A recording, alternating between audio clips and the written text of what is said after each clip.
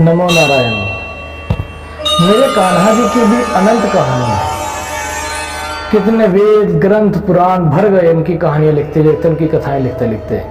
कितने साधु ऋषि विद्वान खत्म हो गए कथाएं लिखते लिखते, लेकिन मेरे कान्हा की कहानियां कभी खत्म नहीं होती। कहते हैं ना, हरि अनंत हरि कथा अनंता, कि जितनी कथाएं कही जाए उतनी कम है। अब ऐसे ही बड़ी मधुर कथा है। एक हुआ ये कि एक बात है, जो अगस्त ऋषि थे हमारे, वह यमुना तट पर किसी कार्य से तपस्या करने के लिए आए और कुछ दिन वहां पे वह रहे।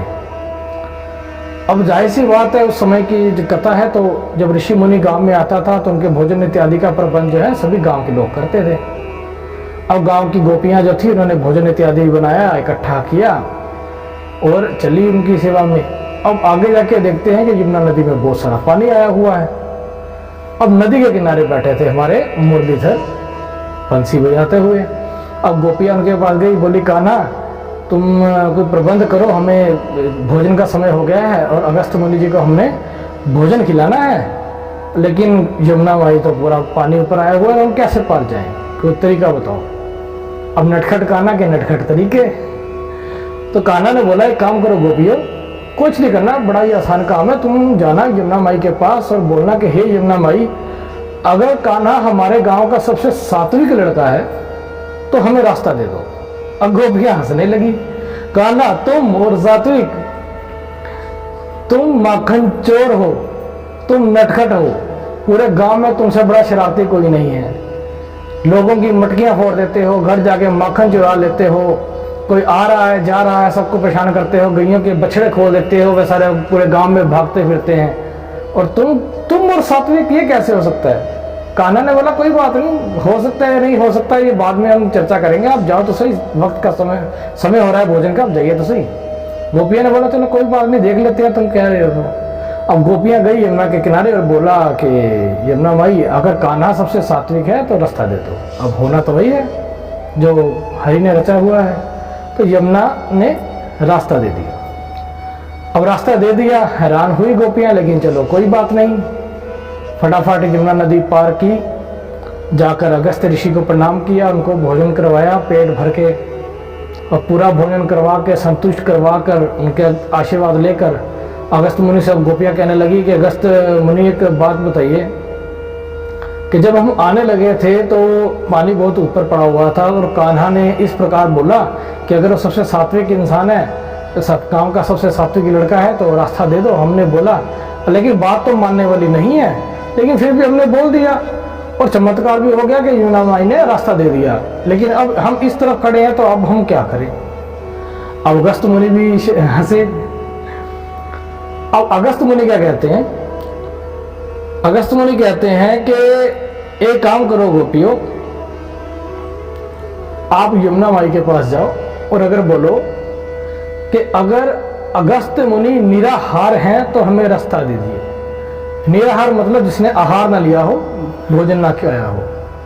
अब गोपियां कहती, ये बड़ी विचित्र लीला है, अभी तो आपने पूरा छक्कर पेट भरा है, छाछ पी, माखन खाया, दूध पिया, स्वादिष्ट भोजन खाया, मिठाई खाई, पूरा पेट भर गया, अभी आप इतना संतुष्ट है और अभी आप कह रहे हैं आप निराहार हैं। प्रभु ये कैसी लीला? अगस्त मुनि ने कहा, कोई बात नहीं, आप करो तो सही, देखो। कह रहा कोई बात नहीं।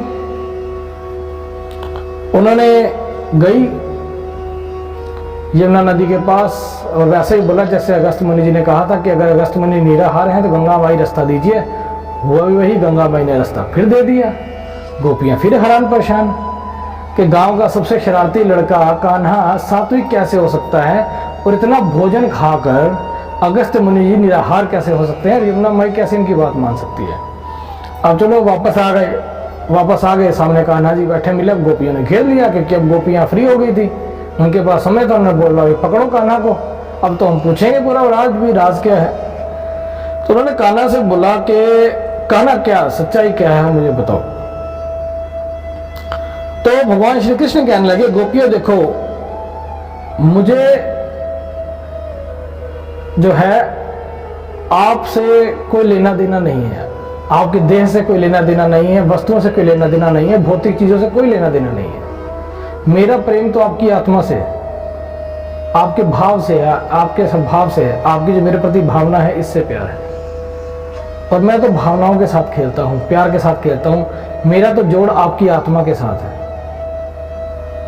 और मैं जो शरारत करता हूँ इसमें मेरा कोई आनंद नहीं है, यह केवल मैं आपको प्रसन्न करने के लिए करता हूँ। और मेरा जो आनंद है, मुझे आनंद माखन तोड़कर नहीं आता, माखन की मटकी तोड़कर मुझे कोई आनंद नहीं आता। लेकिन जब मैं माखन की मटकी तोड़ता हूँ और जो मेरे जो ग्वाले हैं उनका पेट भरता है, आंखों पे जब मैं संतुष्टि देखता हूँ तो मुझे उसमें आनंद आता है। जब मैं ग्वालों को जो साथ खेलता हूँ, गाँव के बछड़ों को खोल देता हूँ और उनको बहकाता हूँ, दौड़ाता हूँ, तो गांव के जितने लोग हैं मुझको देखकर प्रसन्न होते हैं, हंसते खेलते हैं, तो मुझे उनकी प्रसन्नता देखकर खुशी होती है। मुझे शरारतों का में कोई खुशी नहीं मिलती। जब आप मुझे छोटा सा माखन देने के लिए नचाती हो ना, तो आप कितना खुश होते हो, तो मुझे उसमें आनंद आता है। तो मैं शरारत अपने लिए नहीं करता, आपके लिए करता हूँ। मुझे शरारत में कोई आनंद नहीं आता, मुझे उसमें जो आप आनंदित होते हो मुझे उसमें आनंद आता है। यही कारण है कि मैं इतना शरारती होकर भी सात्विक हूँ, इतना नटखट होकर भी मैं सात्विक हूँ। गोपिया ने कहा ठीक है कान्हा, और अब ये अगस्त मुनि जी का क्या था, इतना भोजन खाने के बाद भी निराहार कैसे? तो उसके ऊपर मेरे प्रभु श्री कृष्ण कहते हैं कि जो अगस्त्य मुनि हैं वह जब भी भोजन करते हैं वह पहले भगवान को भोग लगाते हैं, और भगवान को भोग लगाने के बाद वह उस भोजन को एक प्रसाद के रूप में ग्रहण करते हैं। और प्रसाद जो होता है ना, वो प्रसाद ही होता है, अर्थात वो फल हो, फूल हो, माखन हो, पेड़े हो, चाहे रूखी सूखी रोटी हो, जब वो प्रसाद के रूप हो जाते हैं ना, सब बराबर हो जाते हैं। इसीलिए अगस्त्य मुनि जिसको भी भोजन करते हैं, जिस चीज का भोजन करते हैं, वह उसका स्वाद लेकर भी स्वाद नहीं लेते। उनको रूखी रोटी भी उतनी स्वादिष्ट लगती है जितना माखन पेड़े स्वादिष्ट लगते हैं, क्योंकि वो माखन पेड़े का स्वाद नहीं ले रहे होते, वो प्रसाद का स्वाद ले रहे होते हैं। वह रूखी रोटी का स्वाद नहीं ले रहे होते, प्रसाद का स्वाद ले रहे होते हैं। तो उन्होंने जीवन में कभी भोजन किया ही नहीं, उन्होंने कभी माखन पेड़े खाए ही नहीं, दूध पिया ही नहीं। उन्होंने जो पिया वो प्रसाद, उन्होंने जो खाया वो प्रसाद। और यही कारण है कि वो खाकर भी निराहार हैं, क्योंकि आहार तो उन्होंने लिया ही नहीं, उन्होंने तो प्रसाद लिया। इसलिए वह संपूर्ण जीवन ही निराहारी ही रहे हैं।